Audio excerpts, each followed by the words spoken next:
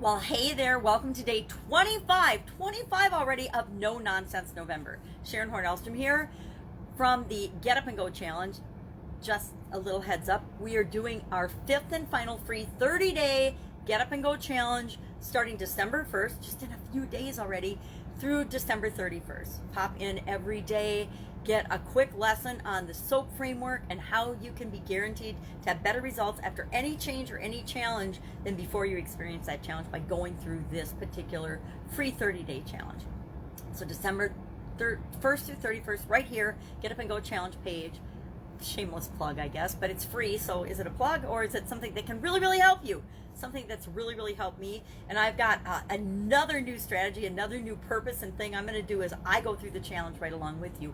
But this interim month between challenge 4, which was in October, and challenge 5, which is going to be in December, one of my friends suggested that I do a tool a day. So I've brainstormed. I love brainstorming. One of my favorite tools, by the way, which we have not talked about really, but we'll talk about it in the challenge. Brainstorming is such a powerful tool, and everyone can do it, and so few people do. It's like writing down your goals. Everyone can do it, but so few people do. Well, today is one of my nerdy engineer favorite of all time tools and topics. It is, I call it 3APR. 3 A's for 3 different words that start with A, and PR meaning process review. We're going to talk about and review. We're going to audit, do audibles, which is a new word that I learned since I came online. I've never heard it called audibles. To me, it's always been audits from my nerdy engineering audit quality control life, and appraisals, not performance appraisals, personal processes. What we do, we're going to review our personal processes, not our performance, not the results. When we have a performance review, I can't remember if we've talked about those or not as a tool, but they're a great tool as well. If done right, I was going to say when done right and appropriately, they're a fantastic tool to help us continuously improve and grow. When done wrong, they will shut us down faster than almost anything. What shuts us down faster than almost anything? Rejection, fear, criticism, judgment of other people, right?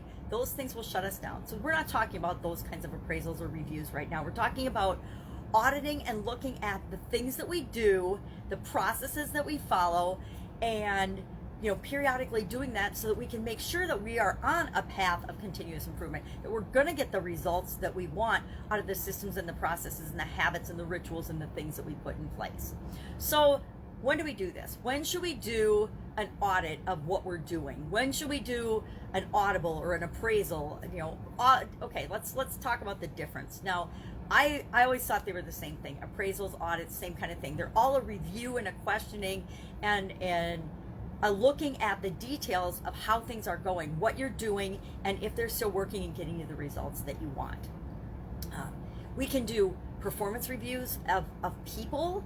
Those are our personal appraisals and performance reviews or feedback sessions. And we can do the systems and the processes and the habits that we have that we put in place to help us get a result. Guess what?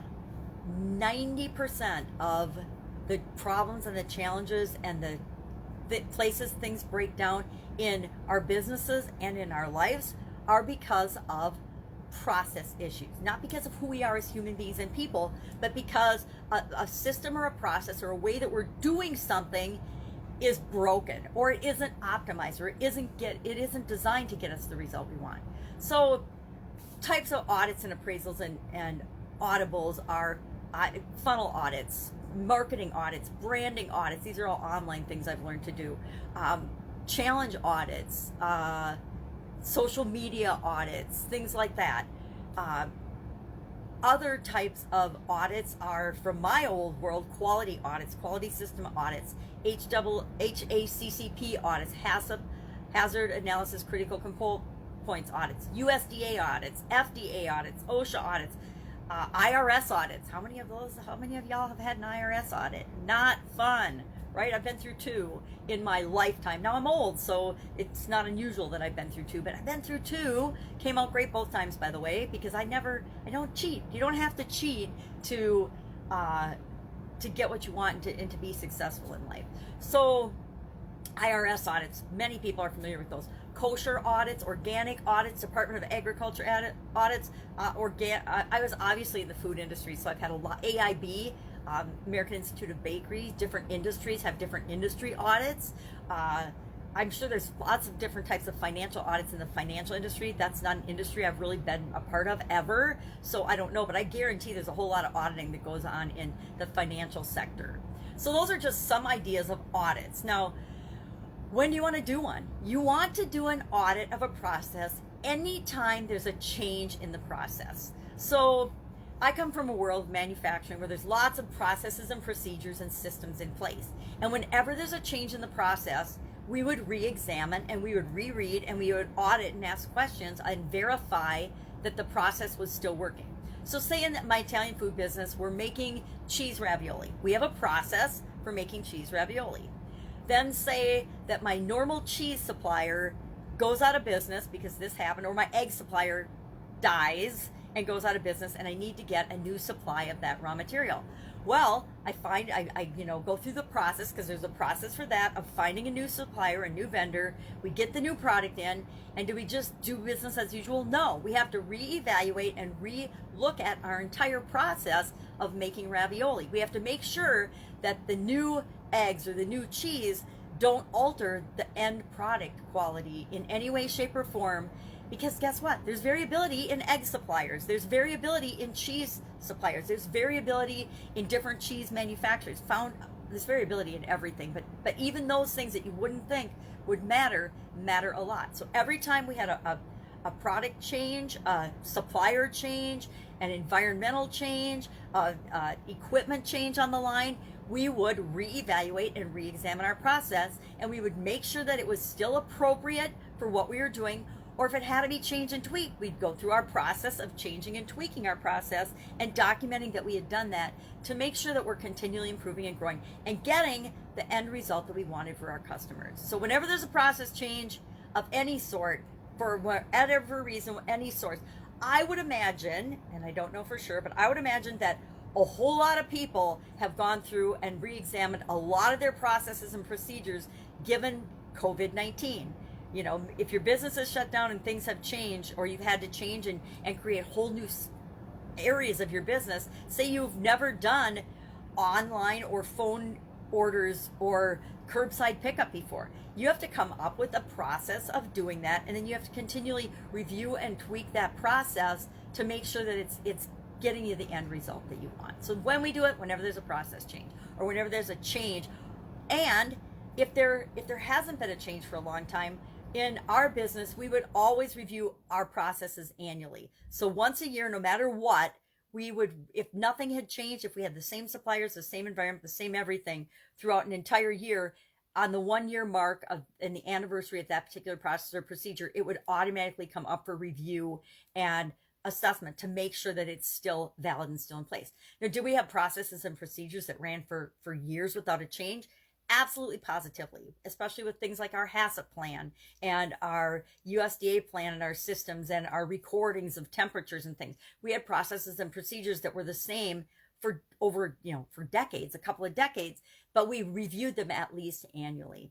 Just like our SSOPs, which are standard operating procedures, even if they didn't change, like how we cleaned and how we did things, which I'm sure a lot of people had those changes this year, we would at least review those annually and sign off and verify that they were still valid every single year. So either when there's a change or on some frequency or basis. Sometimes if you're regulated by government agencies, they will dictate that frequency, but otherwise you can always do it more often than is dictated by a regulatory agency. And we always did it more often. We always did what was best for us and our business and our customers.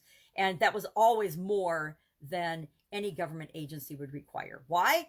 Because in the food business, you don't get to make any mistakes. You are feeding people and you are making sure that they are safe. And our guideline was always, if we wouldn't do it for our family, if we wouldn't do it for ourselves, we're certainly never going to do it for anyone else. And I think that was a great guideline for us throughout the organization. Why do we want to do a periodic or an audit, an audible, or a review? Why do we want to do that? Well, we want to make sure, number one, that our processes and systems are working. Usually when there's a mistake or a quality issue or a challenge that comes out of any kind of industry or organization or company, somebody knew about it. And that's a bold statement, but a human being always knows when something breaks down. They might not say it or report it for all kinds of reasons, but very few things get through an entire system, especially some of these complicated, well thought out organizational systems. Very few things without a human being knowing that something didn't get done or monitored, the process didn't get followed exactly, or and they just let it go. I mean, and we could have a whole day discussion about that and about data integrity and everything else. We could really go into depth about that, but it's not that important to no nonsense November. So we want to do it to verify and make sure that we're doing the things that give us the results that we want in our personal life and in our businesses, right? In our business life or in our jobs or in our careers or in our families, right? We can have and we should have periodic process reviews for what our family is doing, right? Not who they are as humans, but the things that we do. A periodic process review for an audit of the things that you do with your family. Now, people are doing a lot more things with their family these days than they have in previous years, but what from this COVID experience do we want to take with us? What benefits have we found? What cool things have we been doing with our family that we want to continue to do more of, even as the world opens up again? Which it will. Don't worry, it will. It might be painful now. It is, especially with Thanksgiving coming up and the holidays and all the shutdowns and all the new COVID cases and things. People are freaking out, but this too shall pass, like everything. We'll get through it all. So how often, again, you should do this? I actually, in my weekly planner, have a process built in where I automatically ask myself questions about what I am doing. What am I going to do? I plan out what I'm going to do, then I do it. Or I don't do it, and I have to explain why I didn't do it to myself so I remember. And then I look for the positives, the great things that happened during the week, and then I take a few minutes to review the lessons that I learned during the week. What did I screw up? What mistakes did I make? And I document that in my planner. So I have a sliding scale of are the things I'm doing. Am I doing what I say I'm going to do? And I'm planning ahead, and then am I committing to and making sure I meet my commitments? And then what are the results of those actions, those physical things that I'm doing to move me toward my goals and objectives every single week? If I wait till the last week of the year to assess how I'm doing toward moving toward my goals for the year, that's a little too late. That's why I like to break it down and do a little bit every single week. If you don't know where to start with something like this, if you've never done an audit, never looked at a process, never even thought about process review, just ask. Model other people. There are so many ways to find more information on this, but if you're struggling, just ask me and I'll set you in the right direction. I've been doing literally audits. I did so many audits. I don't even know how many. I've done literally thousands of audits in my career, but as part of my corporate career, I did hundreds and hundreds of audits of huge, household name businesses and organizations and divisions in those businesses. So lots of ways to find audit ideas and what to do. And you want to, again, keep it as simple as possible to get you the results and the effect that you want. A lot of the systems that I learned in and worked in and have used for years are extremely complicated. In my opinion, way overcomplicated and very redundant to actually check not only the processes, but to verify that the auditor isn't having any prejudice or missing things, right? By asking it 5 different ways, you're pretty much guaranteed statistically that any key thing in an audit is going to be caught and going to be covered. So there's reasons that they do it. I find them super redundant because I'm a keep it simple, get her done person, but to each their own. That's it. That's all I have for you today. Have an absolutely amazing day. How might you use audits, audibles, appraisals, looking at your processes, process review, the things that you do, reviewing and asking questions about the things that you do to make your life better? That's the biggest part of this day. That's it. Have an awesome day. And I'll, of course, be with you tomorrow with another no nonsense November tool of the day.